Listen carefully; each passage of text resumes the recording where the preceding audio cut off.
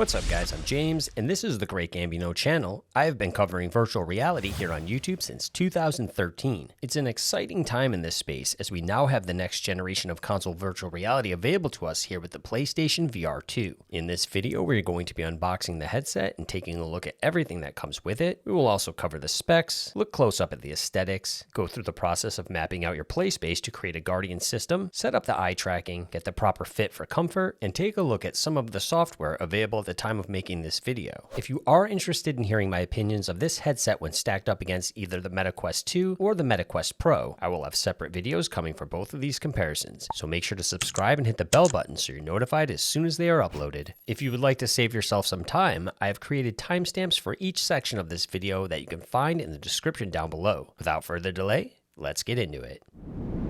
On the inside, we have a separate box compartment that contains a user instruction manual, one USB-C connection cable for charging the controllers, and Sony has also included a pair of attachable headphones with multiple earbud sizes.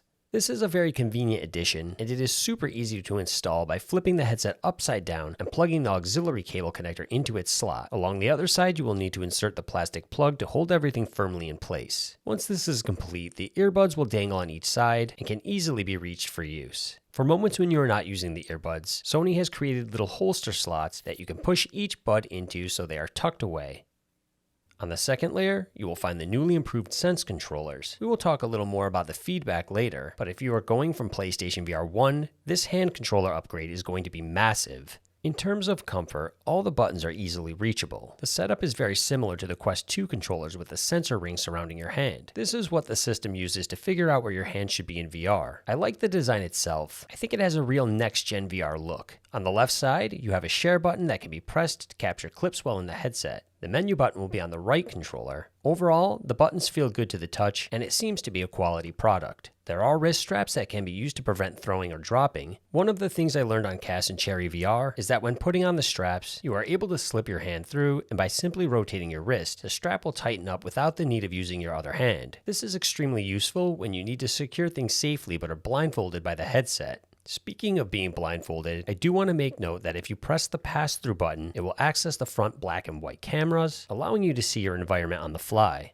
But getting back to the Sense controllers, there are tiny details that I really appreciate, like how the texture grip on the reverse side of the handle works well for reducing finger slip. In addition, if you zoom in really close with a macro lens, you will notice that this texture is made from very tiny X, O, square, and triangle patterns that is representative of the PlayStation controller buttons. I just want to point out that they only include one USB-C controller charger, so you will need to charge one at a time unless you buy or own an additional charger, or invest in the PSVR 2 charging dock. On a full charge, the controllers are supposed to last 4 to 5 hours. The last thing in the box is the headset itself, which is in white with black accents. Along the front, you will see that there are 4 cameras. These are used for inside-out tracking, a method where the headset is able to read the room and figure out where it is spatially from within the headset, eliminating the need to track from an external camera like the PSVR 1. You will experience more freedom of movement, and the loss of hand tracking will be greatly reduced.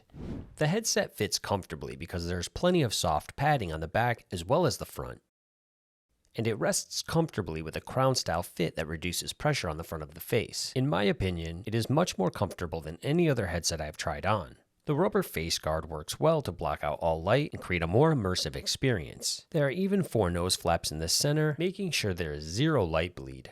While using the headset, I did not get the typical nose itch that I have had with other hardware, and I also noticed that there was zero fogging issues. From a side profile, there is more textured detail, and when zoomed in, you can see the same X, triangle, circle, and square pattern that is on the Sense controllers.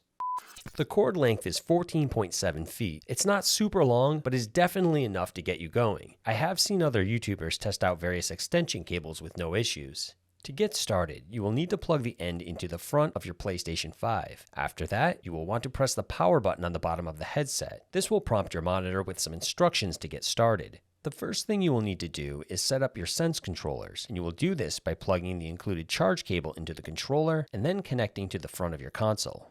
The screen will let you know that your controller is connected and you will need to pair it by pressing the PlayStation button. The process will repeat for the second controller. Once you are done, you can now disconnect the controller from the system and they are paired and ready to go. The next step is to press the function button on the VR headset, which will require you to accept some safety warnings. Now, it is time to clear out some space in the room and adjust your headset.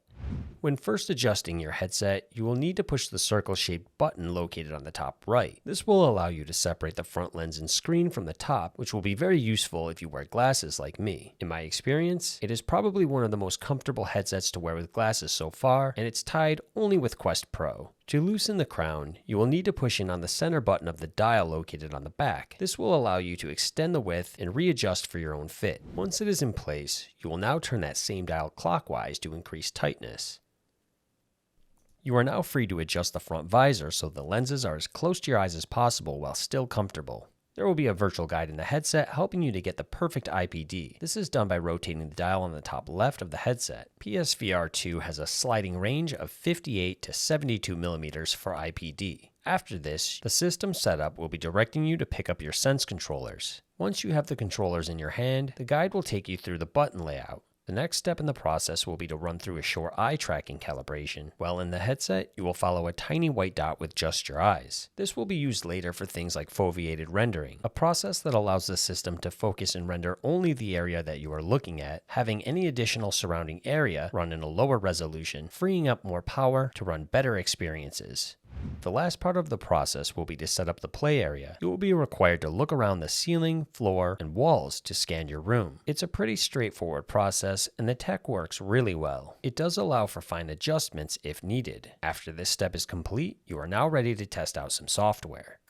The first game I tried was the one I was most excited for, and that is Horizon Call of the Mountain. Immediately when in game, the OLED HDR panels that offer a 2000 by 2040 pixel per eye and a 110-degree field of view caused me to feel insanely immersed in the scene. We are not going to have pancake lenses like the Quest Pro, but the Fresnel lenses do a great job in combination with the deep blacks offered by the OLED panels. And this is definitely noticeable when I looked around in the Horizon environment. The contrast between light and dark lit areas ends up feeling so much more realistic. Everything seemed to pop more than I was used to in other headsets, and the colors of things like leaves, water, trees, mountains, and sky were so much more vibrant. While playing Horizon, another thing I noticed rather quick was the added immersion that is created by the haptic feedback running through the controllers as well as the headset itself. Haptic feedback in a VR headset is new and at the moment exclusive to PlayStation VR2. It's crazy how much is added to the experience when you feel the rumbling in your headset as a long neck crashes through the forest cutting off your path.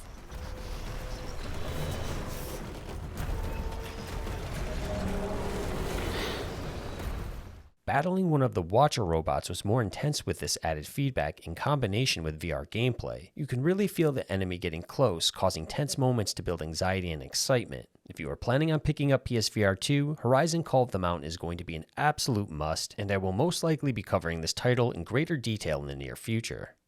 Another wild experience I tried that is exclusive to the PlayStation VR 2 is Switchback VR. I did not think I would like an on-rails game, but once I got going, I found myself having a blast in this horror roller coaster ride from hell. The game paces extremely well between defending yourself with all sorts of weapons and upgrades during slow parts to whipping around corners and steep drops of the fast parts. The game will take you from section to section, and you'll be very impressed with the visual eye candy that surrounds you, creating closer quarters that feel very realistic. There's a wide variety of enemies, and haptic feedback was very noticeable. The heavy vibrating feedback in combination with the visual rapid fire really created the illusion that you were holding and using the weapon that you were seeing. This is a game where you will notice great detail in the environment, reminding you that you are playing a high-powered experience on the PS5. The entire experience had me feeling like I was on an interactive ride at Universal Studios during their Halloween Horror Nights. This title is a little bit cheaper than other releases, coming in at $39, which I think the game is well worth that price.